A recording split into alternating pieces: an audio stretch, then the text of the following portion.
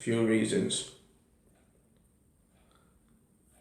I think I need to. Right, guys, I'm back. I just had a thing come up on the screen about maximum something reached. So I'm not sure if the rest of this video is going to record, which was going to be the recap. So if it doesn't record, I'll have to obviously make a separate one, but hopefully it will. So I'll carry on as I was going to. First, I'm going to have a swig of water because I've got a dry mouth. So the reasons I came off YouTube or deleted the videos, I did it because I didn't want to add distress to anybody's lives, and I'd breached unwillingly rules of the unit I was in. Number two, I've set up support forums. I've set up a forum and an anonymous email address, and I'm also going to put in my personal email address for any friends who might, because I've by the way, I've got a new phone, so I've got those numbers, so you can send me your numbers as well. But I think it's more through just explaining to you why things all of a sudden went quiet. Why did I just delete all them videos and then not say anything for like 2 weeks? Well, first reason was because I had to, and I was preparing all the backups. The second thing was the worst thing happened and I ended up in hospital, which wasn't ideal, but that also took some time away that I couldn't really be recording. And it was basically to just let everybody know that you are not alone, and people, and it's, as a man myself, I know that men, we struggle to talk about stuff, but don't let anybody ever tell you that you're weak for crying or talking about your difficulties or whatever. I've cried on many occasions by myself over many different things. If that makes me less of a man, then so be it. I personally think it makes me more of a man because I'm not frightened to show my emotions. But if you don't cry, again, I'm not suggesting that makes you less of a man. If you get where I'm coming from, I'm just sort of trying to express that we're all individuals and we're all different. So the next part of the recap, I just want to basically explain to you that you don't have, I'm still working out all the forms, so you don't have, I think you can be a guest or you can reveal who you are. So whatever you're sort of reading or posting, you can do it anonymous as a guest, I think. Or you could just set up an account with random letters and numbers, so your identity people will have no idea about. So you could do it that way. The next thing I need to recap and point out is when you're reading things on the forum, so all my history and all the different aspects of my BPD and kind of like my history with harm, just be really mindful before you read it. I've got to put that trigger warning out there because some of it is quite intense and it's hard to read. I remember a neighbour, again I can't mention names, that knew me as a kid. When she read what I'd been through,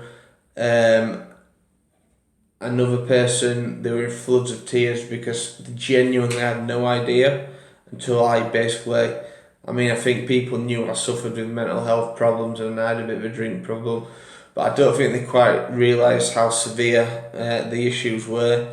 So just be mindful because it has brought people to tears reading about it.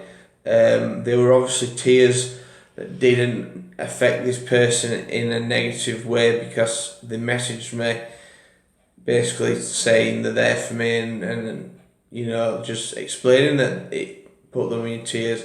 But just be very mindful regarding what you read. I don't need to read it all.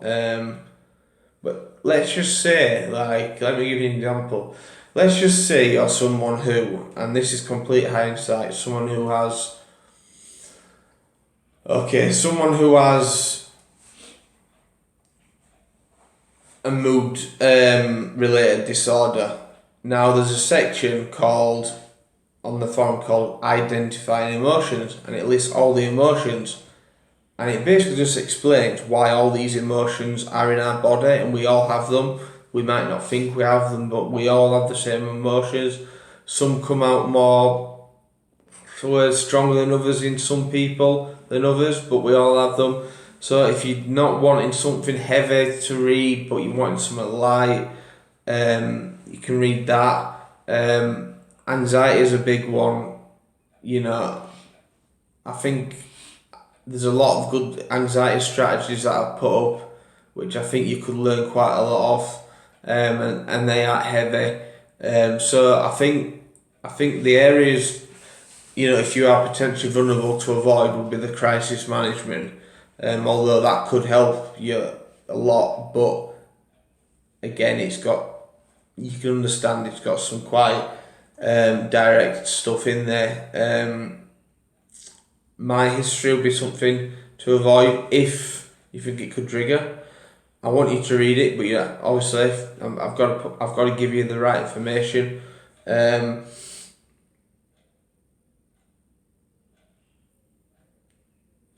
I think when I'm talking about addiction as well, you know, because I come at it from a point of view. I'm just looking at the clock and I've got 6 minutes, which looks around perfect for me to finish off with this. If you struggle with an addiction, I always come at from a point of view 50-50, where 50% of it is in my DNA, I can't help it, 50% is my bad choices. I can understand for addicts that you might not be in a place where you want to hear the blunt truths of it. I know that I got told them many times and I got on the instant defensive, so I can fully understand if that's the case. Right guys, sorry about that break. Someone just quickly popped their head in. So yeah,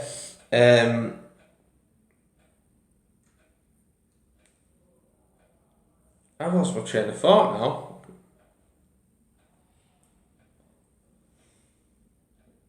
It'll come back. That's it. Bang on. Yeah, so if you're suffering from addiction problems, be wary about reading about it, because I'm very blunt, I'm very empathetic, but I'm also very sincere, and I call spade a spade, because as an addict myself with different things, I know all the classic addict excuses, and I've been very open about this. So if you think this is something that's going to anger you or rile you, if don't read that section. If you're in a position where you know you've got addiction problems and you're looking for that little bit of advice, by all means give it a read. So I think in terms of protective factors, that's all I really want to mention. Protective factors, that's something entirely different. Protective factors are important as well, you know. I've got people who need me out there. I've got 2 beautiful nieces. Obviously I can't mention their names. I've got a fantastic family. I've got mates out there that are gonna need me for different reasons. So that now I'm coming into the last 3 minutes of the video, and this is the part really where, you know, I'm probably going to sound like a bit of a soppy idiot, to be honest with you, because it is emotional, because I'm almost, even though this potentially isn't my last video, because like I say, someone might send me an email wanted me to do a video for them on a certain subject. But in terms of my YouTube channel, this is my last video, and it'll continue. It'll be on there. There'll just be no added extras, if you know what I mean. So basically, I just want to thank everybody for the support. You know, I was so frightened about being open about my mental health problems and addiction problems. Like I say, that day, I remember it clear as day when I posted it on Facebook, which I'm not on anymore, but that's for personal reasons. And I remember the feeling of frightened, fear, joy, excitement, relief more than anything, that I didn't have to. I felt like I was living a double lie. That I was now I don't have to pretend that I've got it all together. And all I've had from that day is I've not had one person that has said anything wrong, bad, degrading, horrible towards me. And you know, these things do restore your faith in humanity. And for everyone that's done anything for me, I literally can't thank you enough. My family, you know, I'll be seeing you all the time. I'll probably see you tomorrow, the day after, whatever. But family, well, I couldn't have asked for a better one. The amount of times I've tried to push you all away and you've refused, when in my self-destructive behaviours, just says a lot about your kind of character, really. Do you know what I mean? So yeah, family and just the wider public for taking me under your wing, for being empathetic, for giving me the compliments, for being brave in doing what I've been doing, and all I'll say is, use the links that I've put up. They're there for a reason, and from my end, I'll keep fighting with everything that I've got. I'm not saying things are rosy. I'm not saying I'm not in a dark place, because I am. But I'm contained. I'm safe at the moment, which is the main thing. I've had to go through some trauma to get to that point, but I'm safe. That's the most important thing. But I'll be doing everything to get out there, because I've got family out there that will end up needing me, and you know, too many people are suffering and losing their lives to mental health and an addiction to it, and this is something that I actively want to change. So I'm wrapping it up now. I just wanted to let you know why the videos have gone, and let you know the kind of like the open links that you can reach me on. And I'll never forget what you've all done for me as a person, and the nice things you've said. And always remember, those links are there for a reason. If I wasn't in a position to be able to reply I wouldn't put them up there. Do you know what I mean? So don't think that you're going to hinder my recovery by using them. Right. See how I'm at now. All I want to say is, everyone, God bless. You've all been absolutely fantastic to me. I can't thank you more. I'll keep fighting. Better than Rocky in his films. Although I'm not, as in, I let myself get out of shape, but that'll come back soon once my wound's healed and feeling a little bit better.